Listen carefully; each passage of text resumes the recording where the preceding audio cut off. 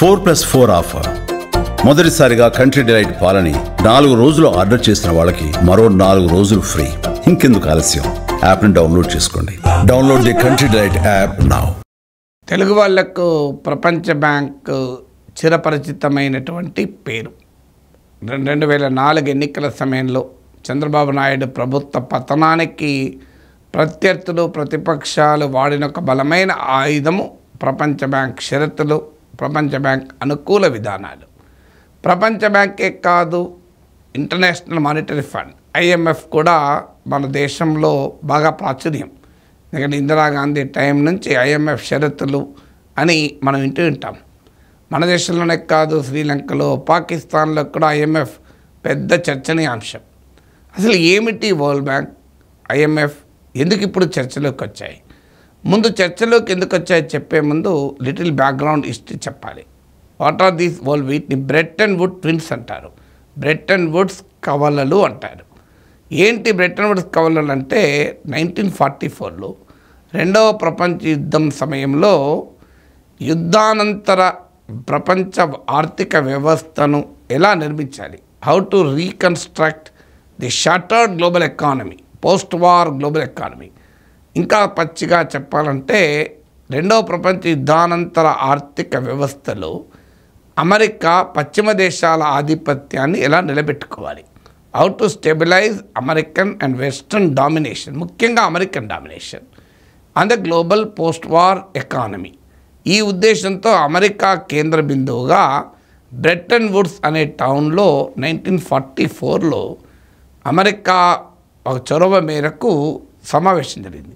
ఈ సమావేశంలో 44 కంట్రీస్ పాల్గొన్నాయి. ఆ సమావేశంలో పుట్టిన సంస్థలే వరల్డ్ బ్యాంక్, IMF. సో ఆ తర్వాత అనేక దేశాలు ఇందులో చేరాయి.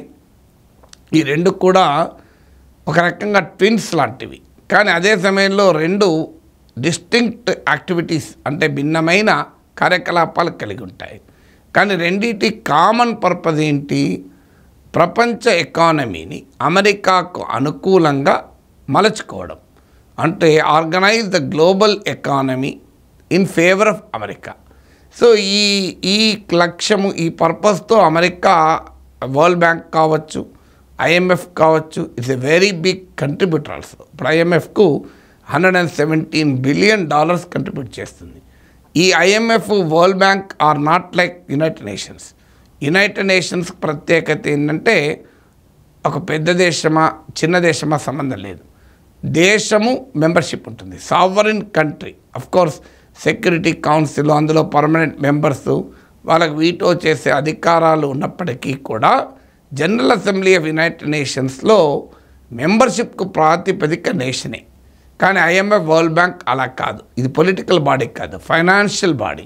ఫైనాన్షియల్ బాడీలో ఎప్పుడు కూడా ఎవరు పెట్టుబడి పెడితే వారిదే నాయకత్వం. ఇప్పుడు బ్యాంక్ కావచ్చు, బిజినెస్ కావచ్చు.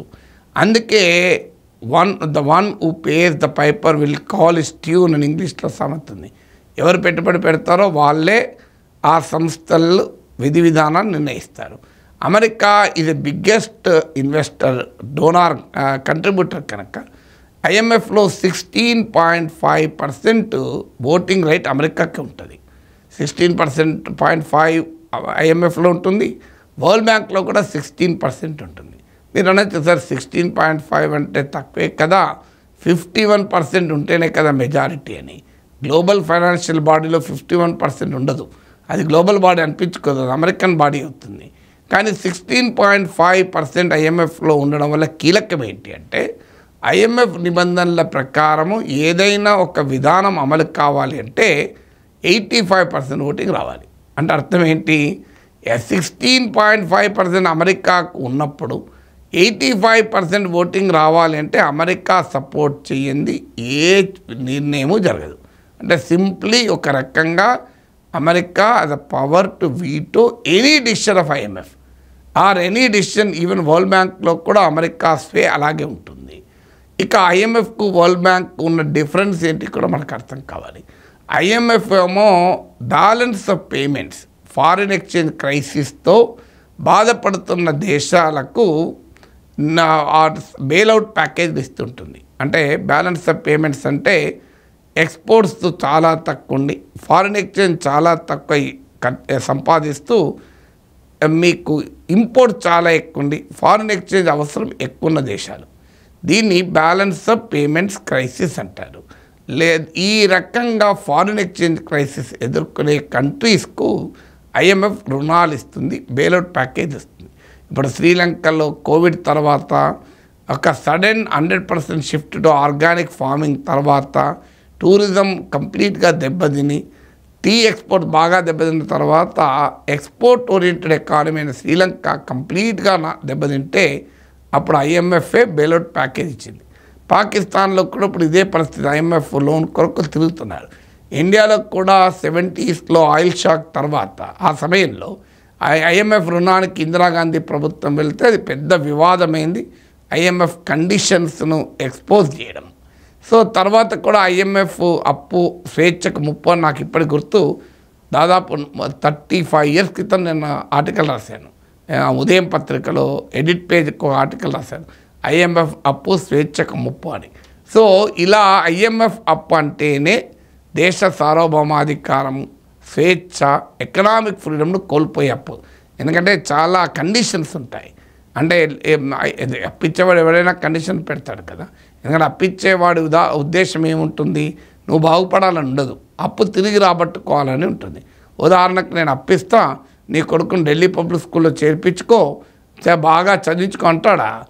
వాడు కొడుకు ఢిల్లీ పబ్లిక్ స్కూల్లో చదివి బాగుపడి ఉద్యోగం తెచ్చుకోవడం తర్వాత సంగతి, నాకు రేపు పొద్దున అప్పు రిటర్న్ రావాలని చెప్పి వాడు కొడుకు చదువుపైన బిడ్డ చదువుపైన ఖర్చు పెడతానంటే తగ్గించేసే అంటాడు, పూర్తిగా తగ్గించే అంటాడు. నువ్వు ఇల్లుకు సున్నం వేస్తా అంటే అద్దు, సున్నం అనవసరం, సున్నం లేకుండా బతుకు అంటాడు. ఎందుకంటే అల్టిమేట్గా వాడికి అప్పు రిటర్న్ రావాలి.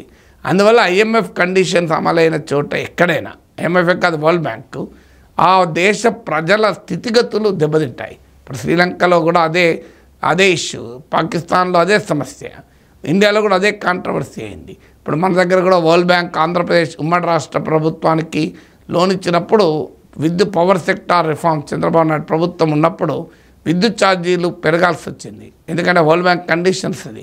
వరల్డ్ బ్యాంక్ కండిషన్లో పవర్ సెక్టార్ను ప్రైవేటైజ్ చేయాలి, పవర్ టారిఫ్ పెంచాలి. దాంతో పెద్ద ఎత్తున విద్యుత్ ఛార్జీల వ్యతిరేక ఆందోళన జరిగి బషీర్బాగ్లో 3 కాల్పులకు మరణించి తర్వాత ఉచిత విద్యుత్ అనే డిమాండ్ రాజశేఖర రెడ్డి ముందుకు తెచ్చి అసలు రాజకీయ మార్పులకే కారణమయ్యాను. ఇంత చరిత్ర ఉంటుంది ఐఎంఎఫ్ వరల్డ్ బ్యాంక్కు. సో అలాంటి ఇక ఐఎంఎఫ్ యొక్క క్యారెక్టర్ ఏంటంటే ప్యూర్లీ ఫారిన్ ఎక్స్చేంజ్ క్రైసిస్ ఎదుర్కొంటున్న దేశాలకు కండిషన్స్ పైన లోన్లు ఇస్తుంది. ఆ కండిషన్స్ సహజంగా దేశంలో పొదుపు పాటించాల్సి ఉంటుంది, ప్రైవేటీకరణ పెంచాల్సి ఉంటుంది. ఒక రకంగా దేశ ప్రజల జీవన ప్రమాణాల పైన నెగిటివ్ ఇంపాక్ట్ పడుతుంది కనుక కాంట్రవర్సీ. ఇక వరల్డ్ బ్యాంక్ ఏమో డెవలప్మెంట్ ప్రాజెక్ట్స్కి ఇస్తుంది, పావర్టీ అలివియేషన్, పేదరిక నిర్మూలనకు కావచ్చు, ఎనీ రకమైన అభివృద్ధి కార్యక్రమానికి ఇస్తుంది. కానీ అక్కడ కూడా మళ్ళీ కండిషన్ ఒకటే.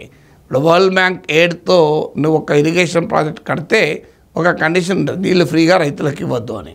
నువ్వు నీళ్ళు ఫ్రీగా రైతులకు ఇస్తే నువ్వు నా అప్పెట్ల చెల్లిస్తావు అంటాడు. వరల్డ్ బ్యాంక్ డబ్బులతో రోడ్ వేస్తే హై టోల్ ట్యాక్స్ ఉంటుంది. ఎందుకంటే వరల్డ్ బ్యాంక్ డబ్బులతో అర్బన్ మిషన్ చేపడితే, నగరాల అభివృద్ధి చేపడితే హై ప్రాపర్టీ ట్యాక్స్ వేయమని కండిషన్ ఉంటుంది. ఎందుకంటే అలా లేదు, నా డబ్బులు ఎట్లా వస్తాయి అంటాడు వరల్డ్ బ్యాంక్. సో అందువల్ల ఐఎంఎఫ్ వరల్డ్ బ్యాంక్ అనేది అనేక దేశాల్లో కాంట్రవర్సీ అయి confessions of an hit man అని ఇలాంటి పుస్తకాలు కూడా వచ్చాయి. ఎందుకంటే వరల్డ్ బ్యాంక్లో పనిచేసే వరల్డ్ బ్యాంక్ ఐఎంఎఫ్ అనేది ఒక రకంగా అమెరికన్ ఎక్స్పాన్షనిస్ట్ ఎజెండాకు ఒక సాధనాలుగా పనిచేశాయి. యునైటెడ్ నేషన్స్ పనిచేయలేదు, కానీ వరల్డ్ బ్యాంక్ యునైటెడ్ నేషన్స్ పూర్తిగా లొంగ తీసుకోలేకపోయారు. కానీ వరల్డ్ బ్యాంక్ ఐఎంఎఫ్ మాత్రం అమెరికన్ డామినేషన్. ఇప్పుడు మరి ఇది ఎందుకు చర్చ జరుగుతుంది? ప్రాజెక్ట్ 2025 అని ఇటీవల ఒక నివేదికను అమెరికాలో సమర్పించారు. ఈ నివేదికలో వాదన ఏంటంటే ఈ world bank IMF expensive middle men America వీటి నుంచి బయటికి రావాలి అని. ఇప్పటికే వరల్డ్ హెల్త్ ఆర్గనైజేషన్ నుంచి బయటకు వచ్చారు, మీకు ఇంటర్నేషనల్ ఇన్స్టిట్యూషన్ నాటో నుంచే బయటకు వస్తామని బెదిరిస్తున్నారు. సో అమెరికాలో ఇప్పుడు కొత్త ట్రెండ్ ఏంటంటే ఇప్పటిదాకా ప్రపంచాన్ని తన గుప్పిట్లో పెట్టుకున్న అమెరికా ఇక ఎలాగూ గుప్పిట్లో ఉంది కనుక ప్రపంచంలో మేము అవసరం కొరకైనా కొన్ని చేస్తూ వచ్చారు తమ డామినేషన్ కాపాడుకోవటానికి. ఇప్పుడు ఎలాగూ డామినేషన్ ఉంది కనుక అది కూడా మేము చెయ్యము అని మొదలుపెట్టారు. అందులో భాగంగానే వరల్డ్ హెల్త్ ఆర్గనైజేషన్ నుంచి బయటకు వచ్చారు. అందులో భాగంగానే వరల్డ్ బ్యాంక్, IMF నుంచి మేము బయటకు వస్తామంటున్నారు. ఎందుకంటే కానీ దీని వల్ల నష్టపోయేది ఎవరు? దీనివల్ల ఏమి జరుగుతుంది అంటే 2 పాసిబిలిటీస్. మీరు ఎవరైనా అనొచ్చు, సార్ మరి వరల్డ్ బ్యాంకు, IMF మనని ఇన్ని ముప్పు తిప్పలు పెడుతోంది కదా, దాని నుంచి అమెరికా వెళ్ళిపోయి అవి బలహీనపడితే లాభమే కదా అని ఒక ఆర్గ్యుమెంట్ రావచ్చు. కానీ ఏమవుతుంది, ఇప్పుడు వరల్డ్ ట్రేడ్ ఆర్గనైజేషన్ దాదాపు కనుమరుగైపోయింది. నేను దానిపైన కూడా ఒక వీడియో చేస్తాను. అసలు వేరే WTO, ఒకప్పుడు డంకల్ ప్రతిపాదనని, గ్యాట్ అని ఇవన్నీ మనం చాలా ప్రామినెంట్గా విన్నాం. ఇప్పుడు WTO ఎక్కడుందో కూడా తెలియదు. కానీ దీనివల్ల ఏమవుతుంది, నిజంగా డామినేషన్ పోతే సంతోషమే, కానీ మల్టీలేటరల్ డామినేషన్ కాస్త పోయి బైలేటరల్ డామినేషన్ మొదలవుతుంది. అంటే ఒకడు నీ పైన డామినేట్ చేస్తున్నాడు. అంతకుముందు ఏం చేసేవాడు, ఒక 5-6 పట్టుకొని వచ్చి డామినేట్ చేసేవాడు. ఎప్పుడో ఒకసారి ఒక దశ వచ్చాక అందులో ఎవడోడు ఎందుకురా అంత అంటావు, పాపం అతను అంత అనాలనా, అగరాదురా అని ఎవడోడు సంధాయించేవాడు. ఇప్పుడు ఏమంటున్నాడు, వాళ్ళందరినీ పంపించేసి నేను ఒక్కరిని వచ్చి డామినేట్ చేస్తా అంటున్నాడు. ఇప్పుడు జరగబోయేది అదే. ఆల్రెడీ అమెరికా వరల్డ్ ఎకానమీ పైన ఉన్న గ్రిప్ వల్ల ఇండివిజువల్ నేషన్స్ని టార్గెట్ చేస్తుంది. ఇప్పుడు అదే జరుగుతుంది కదా టారిఫ్ల విషయంలో. WTO లేదు, ఒకప్పుడు WTO ద్వారా మన ఎకానమీస్ని దెబ్బతీస్తాను. WTO అవసరం లేదు, ట్రంప్ టీవో వచ్చింది కదా. సో అమెరికా నేరుగానే ప్రపంచంలో తమకు నచ్చని దేశాలని టార్గెట్ చేస్తుంది. అందువల్ల డామినేషను పోతుంది అంటే సంతోషమే. డామినేషన్ మల్టీలేటరల్ పోయి బైలేటరల్గా వస్తే ఇంకా ఎక్కువ సమస్యగా ఉంటుంది. కాస్తో కూస్తో వరల్డ్ బ్యాంక్లో, IMFలో ఇతర దేశాలు కొంత చెప్పుకోవడానికి అవకాశం ఉండేది. ఇప్పుడు యునైటెడ్ నేషన్స్ అనుకోండి, అందరూ చెప్పుకుంటారు. ఇప్పుడు నిన్న జెలెన్స్కీ వచ్చి ట్రంప్ను కలిశాడు, ఏం చెప్పుకున్నాడు, చెప్పనిస్తే కదా సపరేట్ కూర్చో అన్నాడు. సో అలా బైలేటరల్ ప్రెషర్ పెరుగుతాయి. ప్రపంచంలో అన్ని దేశాలని డైరెక్ట్గా తామే ప్రెషరైజ్ చేయాలి. ఇదివరకు వరల్డ్ బ్యాంక్, IMF ద్వారా తమ రైవల్స్ను ప్రెషరైజ్ చేశారు, అలైస్ను సహకరించారు, తమకు అనుకూలంగా వరల్డ్ ఎకానమీని అమెరికా డామినేట్ చేసింది. ఇప్పుడు ట్రంప్ ఏంటంటే అసలు ఈ వరల్డ్ బ్యాంక్, IMF ఎందుకు, దీని కొరకు మనం కొంత ఖర్చు పెట్టడం ఎందుకు, డైరెక్ట్గా మనం చేయొచ్చు కదా అని ఇప్పుడు డైరెక్ట్ వ్యవహారం మొదలుపెట్టాడు. అందుకే మీకు యుక్రెయిన్ ప్రెసిడెంట్తో చెప్తున్నాడు, ఓకే నీకు సహాయం కావాలా, post war reconstruction of Ukraine కావాలా, వరల్డ్ బ్యాంక్ అవసరం లేదు, నేనే ఇస్తా, కానీ నాకు నీ రేర్ ఎర్త్ మెటల్స్లో 50% ఇచ్చేసి. సో డైరెక్ట్గా డెన్మార్క్తో నెగోషియేట్ చేస్తున్నాడు, నీ గ్రీన్లాండ్ నాకు ఇచ్చేసేయని. పనామాతో నెగోషియేట్ చేస్తున్నాడు, పనామా కెనాల్ ఇచ్చేసేయని. కెనడాతో నెగోషియేట్ చేస్తున్నాడు, నీకు టారిఫ్ భారం అవుతున్నాయా, అయితే 51st కంట్రీ అయిపోయి ఇండియా, అమెరికాలో 51వ రాష్ట్రంగా మారిపో, నీకేముండవని. ఇలా డైరెక్ట్గా ఆయా దేశాలతో నెగోషియేట్ చేస్తున్నారు. ఆ డైరెక్ట్ ప్రెషర్ ఇంకా ఎక్కువగా ఉంటుంది. అందువల్ల మొదటి సమస్య, వరల్డ్ బ్యాంక్, IMF ఆగిపోతే ఏ రకమైన కాన్సిక్వెన్సెస్ వస్తాయి, అమెరికా యూనిపోలార్ డామినేషన్కి దారితీస్తుందా అనేది మొదటి అనుమానం. రెండో అనుమానం ఏంటి అంటే ఈ ప్లేస్లో ఏ కంట్రీ వస్తుంది. గతంలో ఇలాగే యునైటెడ్ నేషన్ నుంచి వెళ్ళిపోతాను అని అమెరికా బెదిరిస్తే చైనా, ఇరాన్ లాంటి దేశాలు ముందుకు వచ్చాయి, నువ్వు పోతే పో, మేము ఖర్చు పెట్టుకుంటా, యునైటెడ్ నేషన్ నడుపుకుంటామని. ఇప్పుడు అదే జరుగుతుంది. వరల్డ్ బ్యాంక్, IMF నుంచి అమెరికా వెళ్ళిపోతే జరగబోయేది ఏంటి, ఖచ్చితంగా ఆ ప్లేస్లో చైనా వస్తుంది. ఎందుకంటే China is a powerful country. World ఎకానమీలో 18% చైనా షేరు, కానీ IMFలో చైనాకున్న ఓటింగ్ 6%. సో ఇప్పుడు అమెరికా కనుక వెళ్ళిపోతే ఏం చేస్తుంది, అమెరికా ఎంతైతే IMFకి పెడుతోందో చైనా కంట్రిబ్యూట్ చేస్తుంది. అప్పుడు చైనాకి ఇప్పుడున్న 6% ప్లస్ అమెరికాకున్న 16.5% అయితే చైనా వాటర్ 22.5% పోతుంది. అందువల్ల ఒక రకంగా IMF, వరల్డ్ బ్యాంకుల్ని చైనా తనకు అనుకూలంగా అమెరికా ఇదివరకు ఎలాగ ఉపయోగించిందో అలాగే ఉపయోగిస్తారు. తమ మిత్ర దేశం అనుకోండి, పాకిస్తాన్ అనే దేశం అనుకోండి, దానికి పెద్ద ఎత్తున నిధులిస్తారు.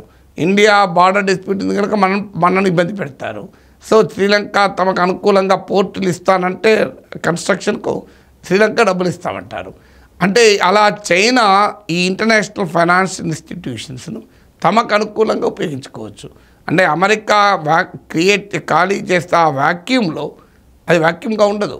చైనా ఫిలప్ అవుతుంది, లేకపోతే రష్యా ఫిలప్ అవుతుంది, ఇంకో కంట్రీ ఫిలప్ అవుతుంది. అందువల్ల ఇంటర్నేషనల్ ఎకనామిక్ ఆర్డర్ డెమోక్రటైజ్ కావాలి. కానీ ఒక మానోపొలీ ఫోర్స్ పోయి మరో మానోపొలీ ఫోర్స్ వస్తే అది ఉపయోగం లేదు. డెమోక్రటైజ్ కావాలి గ్లోబల్ ఎకానమీ, గ్లోబల్ పాలిటిక్స్, కానీ ఒకరి డామినేషన్ ప్లేస్లో ఇంకోరి డామినేషన్ వస్తే మరింత క్యావోస్ వచ్చే ప్రమాదమే ఉంటుంది.